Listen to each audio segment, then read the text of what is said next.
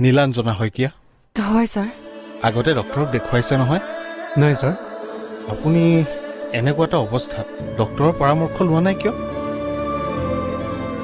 এইখিনি সময়ত টেষ্ট কিছুমান কৰি মেডিচিন খাব লাগিব আপোনালোকে এইবোৰ নাজানে নেকি নহয় স্যাৰ মানে ঘৰুৱা কিছুমান সমস্যাৰ বাবেহে মই আহিব পৰা নাছিলোঁ আপুনি এখেতৰ হাজবেণ্ড হয় আজিকালি প্ৰেগনেন্সিত বিভিন্ন সমস্যা থাকে আৰম্ভণিৰ পৰাই ডক্টৰৰ পৰামৰ্শ ল'ব লাগে বাৰু মই টেষ্ট কিছুমান লিখি দিছোঁ আজি টেষ্ট কেইটা কৰি ৰিপৰ্ট কেইটা মোক দেখুৱাব তাৰ পাছত আপোনালোকৰ লগত মই কথা পাতিম ঠিক আছে ছাৰ কিন্তু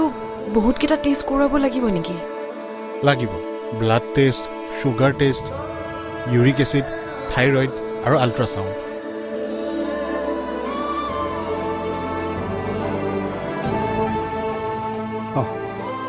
থ্যাংক ইউ স্যাৰ বলো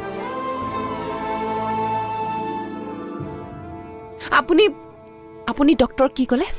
কি ক'লো আপুনি মোৰ হাজবেণ্ড হা